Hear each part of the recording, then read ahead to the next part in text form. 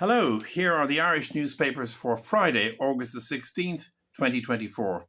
The death of Friends actor Matthew Perry manages to push the 40,000 deaths in Gaza off many a front page, but in fairness, two papers, The Star and The Examiner, go big on the conflict, with the latter filling much of page one with a picture of an infant called Rin. The sole survivor of an attack on her family in Khan Yunis. The Star devotes pages 4 and 5 to Gaza with a photo montage showing small children grieving against the backdrop of rubble that had once been their homes. And while The Sun insists on leading with the Matthew Perry overdose story, it does manage to find a local angle. Killer drug, panic alert. It's all about the new super strength form of MDMA. Same theme on the front of The Star, though they highlight a different drug, nitazene. Inside, they make the astonishing claim that this Benzedrine clone is 500 times as potent as heroin, though no authority is cited for this figure. However, The Star does mention a red alert on nitazene issued by the HSE. The Irish Times and the Irish Independent lead on housing and construction stories.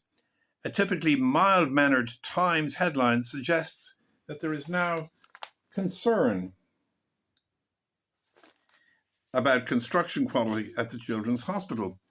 Jennifer Bray reports that building flaws have added to woes that already include massive cost overruns and endless delays.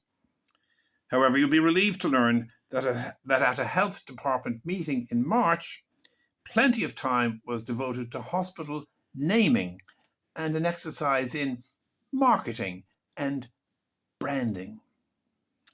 Meanwhile, few will shed any tears for losses suffered by vulture fund Zerico.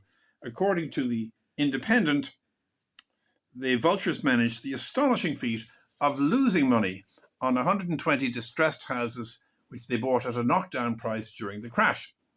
Dig inside, however, and you learn that they wasted much potential profit in the High Court, trying and failing to defend several attempted and quite illegal evictions.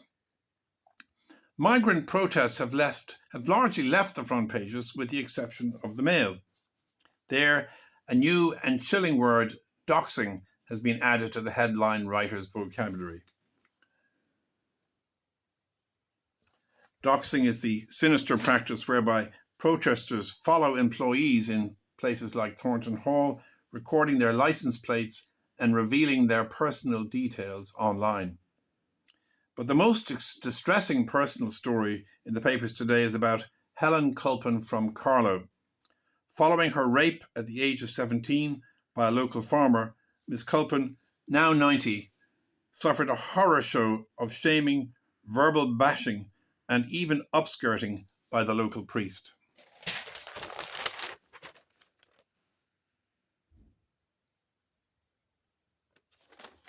A truly harrowing story, with details on page 2 of the Examiner, much too graphic for me to go into here.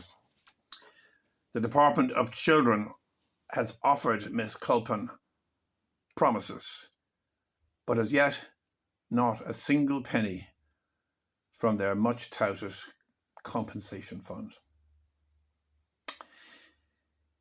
In a story about celebrity chef Dylan McGrath, the Mail says that restaurant owners predict a coming VAT-based apocalypse, with 3/4 of them closing for good if the October budget does not cut VAT from 13.5% to the so-called COVID concession rate of 9%. Finally, a teaser on page 1 of the Examiner for its page 11 piece by student columnist Jane Cowan. Time for upper age limit at nightclubs.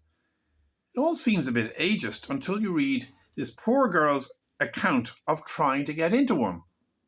She talks of cold shouldering by bouncers and all those over 21 signs at the doors. But when she does get in, the real nightmare begins.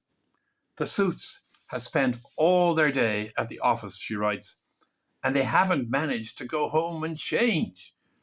So, she suggests, what about some age-appropriate alternatives, and she offers a few. A quiet drink in your local. A cup of tea in your living room. Or maybe even a friendly game of drafts. Well, now, all very insulting, I thought, until I realised Jane Cohen has just described my life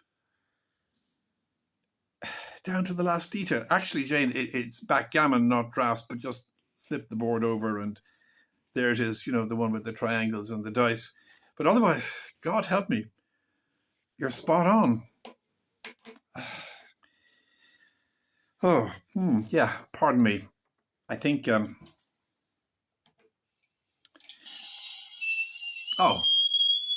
sorry. That's the kettle. Join me tomorrow on Sunday for another look at the papers. More details on dublinchampion.ie. Pass the sugar there, please. Thank you very much. Thank you.